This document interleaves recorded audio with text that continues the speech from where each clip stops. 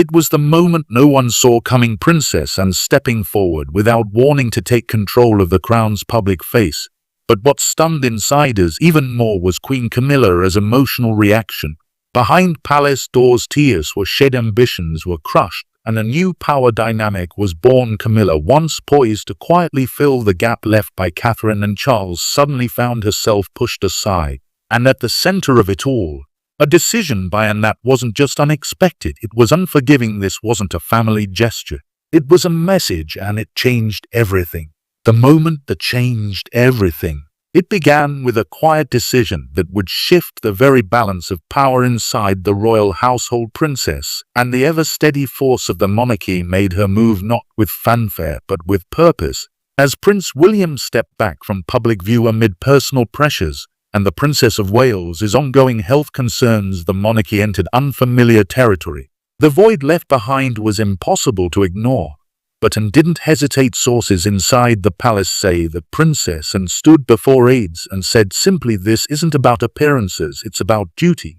From that moment she began picking up the slack. State events, ceremonial functions, diplomatic receptions, one by one responsibilities that once belonged to the king or were expected to shift toward Queen Camilla quietly landed on Anne's shoulders, and she didn't ask for permission. This wasn't a power grab, it was a signal, a statement. Anne wasn't just stepping in to help, she was reminding the institution and the public that not all loyalty comes with a crown. She reportedly made one thing very clear: "I won't allow public duty to become another palace chess game."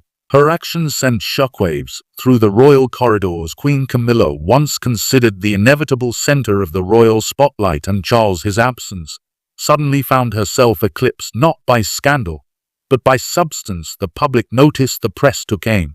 And Camilla, she wasn't prepared for what came next. Camilla, his private breakdown. When the news reached Queen Camilla, it didn't land softly. Palace insiders confirmed that she broke into tears behind closed doors. This wasn't the reaction of a queen consumed by vanity, it was the reaction of a woman who felt the ground shift beneath her feet. Her growing influence, the brew pool induced, which had been years in the making, was now being subtly but decisively dismantled. She had waited for this moment. With King Charles's health declining and Catherine out of the public eye, Camilla had begun to embrace a larger public role, more appearances, more speeches, a gentle guiding hand over the monarchy's messaging. Slowly she had stepped into the light, but Anne's return changed everything. Suddenly it wasn't Camilla people looked to, it was Princess Anne, the most trusted royal after the late Queen Elizabeth. The symbolism couldn't be ignored, and brought back the quiet discipline of the old guard, dignified, no drama, no headlines, just unwavering service. Camilla, his allies reportedly warned her that Anne's presence sucked the oxygen out of the room. Events that were meant to spotlight Camilla now felt overshadowed and worse, and refused to share the stage. The emotional fallout was real. Staff described Camilla as visibly shaken, deeply hurt. And while no official word was released, her reduced public schedule spoke volumes. The message from Anne was clear: this isn't your moment. And for Camilla, who fought so long to be accepted as queen, it may have felt like her moment had been taken before it ever truly began. And terms no sharing the stage. If Queen Camilla had hoped for unity, Princess and made sure the lines were drawn early from the very start of her stepped-up role, and set firm boundaries. She would not appear jointly with Camilla, especially at key ceremonial events. Behind-the-scenes tensions flared. One aide reportedly said, "It's not personal, it's historical," and that speaks volumes. For this isn't about titles or turf, it's about legacy, loyalty, and memory. There are whispers among palace staff that a deep loyalty to Princess Diana still shapes her choices today, while she rarely speaks of it publicly, and quiet disdain for the way Diana was treated and the roles Camilla played in that pain has never been forgot. In her own way, and is sending a clear signal the throne may move on, but memory doesn't. This private friction has now become public atmosphere. Camilla, his team, has allegedly tried to soften Anne's stance, proposing a handful of shared events. Each time Anne declined. No forced smiles, no performance. She reportedly said the monarchy isn't theater. That refusal speaks volumes in a time when image often overshadows duty. And while Charles may want harmony between his wife and his sister, it's clear that Anne is unwilling to paper over old wounds for optics. The public has noticed the shift. Analysts say this growing separation isn't just emotional, it's institutional. Camilla is the queen, mean by title, but Anne is the crown's backbone, and she isn't stepping aside to smooth anyone's narrative. Not now, not ever. The return of the true heirloom royal. The moment Princess Anne stepped into the spotlight, the public didn't hesitate. They embraced her like royalty reborn. In polls and headlines, one thing became clear, and had never truly left the hearts of the people. Her return wasn't calculated, it wasn't PR, it was duty. And that's exactly what people have been craving at a time when modern royals flirt with fame, branding, and media manipulation. Princess Anne represents the opposite. She never chased celebrity, she chased service. She quietly clocks over 500 royal engagements a year, more than any other member of the family, while others pose for cameras, and is shaking hands in forgotten towns, honoring soldiers, visiting hospices, and doing the real work of monarchy. And now, with the crown at a crossroads, the people are rallying behind her, not because of drama, but because of trust. The kind of trust built over decades of silent sacrifice. As one royal analyst said, and is the living bridge between Queen Elizabeth and whatever comes next. She's not trying to modernize the monarchy, she's trying to preserve its meaning. Camilla, by contrast, may hold the title of queen, but it's Anne who holds the legacy, and in the eyes of the public, that legacy is suddenly far more powerful than a crown. Camilla, his last moment. For Queen Camilla, this was supposed to be her moment, a quiet ascension. A graceful expansion of presence, with Catherine out of the spotlight due to her health and King Charles facing his own medical challenges. The timing was perfect, at least on paper. She had prepared for it carefully, not with flashy plans or bold declarations, but with quiet, methodical steps, more appearances, more speeches, more presence at key events. Her goal wasn't simply to be seen, it was to guide the monarchy through a delicate time, to be the voice of calm during transition. The steady hand at the center of an aging institution. Privately, insiders say Camilla hoped to reshape Republic identity, not just as queen consort, but as a pillar of continuity, someone who could soften the turbulence that often trails royal succession. She envisioned herself as a modern matriarch, a figure of wisdom, poise, stability, a quiet regent of sorts, at least until will ready. But that plan, it never left the drawing room. Because before Camilla could take the stage, Princess Anne stepped in and quietly shut the curtain. There was no press release, no public announcement, just a firm shift and responsibility, one that palace aides say was swift, decisive, and unchallenged. Suddenly, events Camilla had expected to lead were reassigned. Speeches she had drafted were handed to, and photo ops she was advised to prepare for quietly disappeared from her schedule. For visibility, once steadily rising, began to plateau and then shrink. The palace made its choice behind the scenes. A cold attention has reportedly taken hold. Some insiders describe it as a silent power struggle, not waged with confrontation, but with calendar edits and closed-door decisions. One aide commented, "There's no shouting, just red lines being drawn." Others frame it differently, not as a struggle at all, but a strategic rebalancing of royal power, a defensive maneuver to preserve public confidence. With trust in the monarchy fragile, the crown chose to lean on the unshakable reliability of Anne rather than risk scrutiny. Tied to Camilla is still complicated past. Because make no mistake, Camilla, his image remains divisive. To some, she has redeemed herself, but too many, she still represents a painful chapter of betrayal, secrets, and disruption. And while she's worn the title of queen, she's never fully worn the public's unconditional trust. For Camilla, this moment isn't just a professional disappointment, it's a personal reckoning, a painful reminder that in the royal family, public favor is hard-won and easily lost. Titles can be inherited, but loyalty must be earned, and even after decades by Charles' side, some things remain out of reach, because in the monarchy, the past never really dies. It lingers, and royal history, it doesn't forget. And it certainly doesn't rewrite itself easily. Camilla may or may still be queen in name, but in this pivotal moment, it's Anne who holds the crown of public confidence. A flashback to Diana's shadow. No matter how many years have passed or how carefully the palace tries to reshape its image, the shadow of Princess Diana still stretches across every corridor of Buckingham Palace, long, haunting, and unforgettable. and no one feels that presents more show. Sharply and Queen Camilla, though Camilla now wears the crown, the same one once destined for Diana. That crown rests on shaky ground. It may sit on her head, but it never truly belonged to her, because the crown in many ways still echoes with the memory of the woman who was supposed to wear it. The people's princess, the global icon, the mother of the future king, and one person who has never let that memory fade, Princess Anne. Fiercely private, fiercely loyal, fiercely principled, and stood by her mother Queen Elizabeth II with unshakable devotion. But what most people don't realize is that she also stood quietly by Diana even when the rest of the royal family closed ranks and turned away.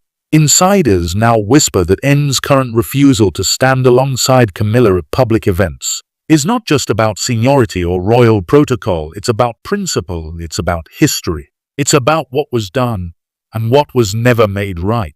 When Diana famously declared on international television, "There were 3 of us in this marriage, so it was a bit crowded," the world erupted. Charles was shamed, the monarchy was shaken. But Camilla, the third person in that triangle, never paid a true public price. There was no reckoning, no apology, no consequences. But Princess Anne watched it all unfold in real time, and what she saw, according to those close to her, never sat right. The betrayal, the manipulation, the quiet cruelty, and didn't make headlines about it. She didn't give interviews. He didn't rebel, but she never forgot.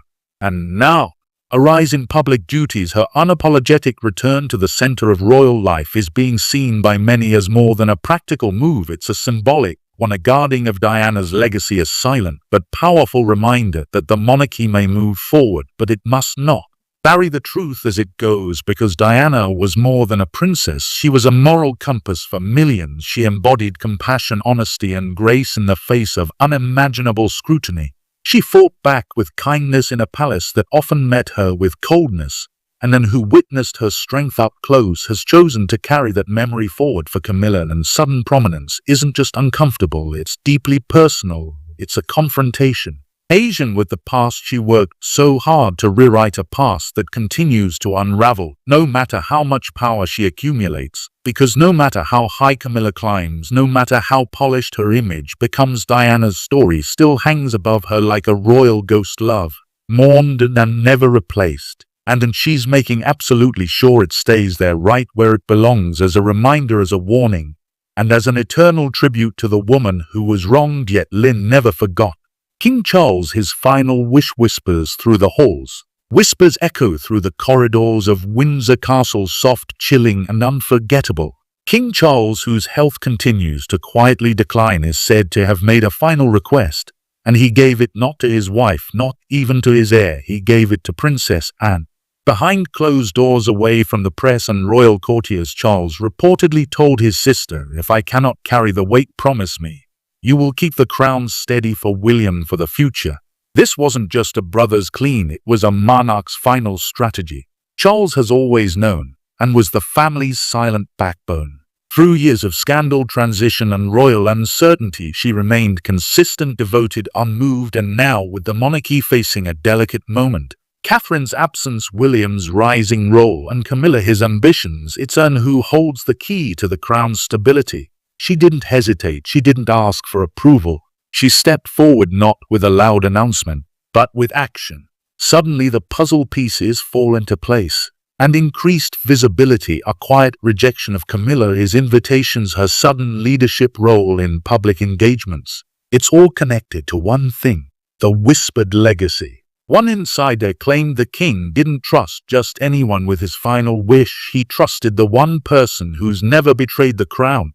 As Charles slowly retreats from the spotlight, it's Anne's presence that grows, and with every handshake, every speech, every symbolic act, she's not just tubing the monarchy, she's fulfilling her brother's dying command. William's rise roll in the background while the spotlight swings wildly between Princess and stoic rise and Queen Camilla is fading hopes. Prince William has remained exactly where he's most powerful, in the quiet center of it all. He doesn't need loud declarations from Attic speeches or a golden crown to command the respect of his people. Too many, he's already their king. In fact, over the past 2 years, William has slowly transformed before our very eyes, not with spectacle, but with substance. He has taken on a growing number of duties once handled by King Charles, from state visits and royal tours to one-on-one meetings with world leaders. Every handshake, every speech, every decision delivered with calm, measured grace that has become his signature. But while the world watches him rise, very few truly understand the weight he now carries. Behind his composed demeanor lies a personal world filled with quiet sorrow, an enormous responsibility. He is still mourning the loss of Queen Elizabeth, the only monarch most Britons have ever known. At the same time, he watches his father, King Charles, slowly step back, battling health issues that are becoming harder to ignore. And on top of that, William carries the private sacred duty of supporting his wife, Princess Catherine, as she courageously faces her own health challenges away from the cameras. And yet he doesn't flinch. Unlike the drama that has surrounded some members of his family, William rises without pushing. No calculated grabs for attention, no power plays, just quiet strength, and increasingly the monarchy depends on it.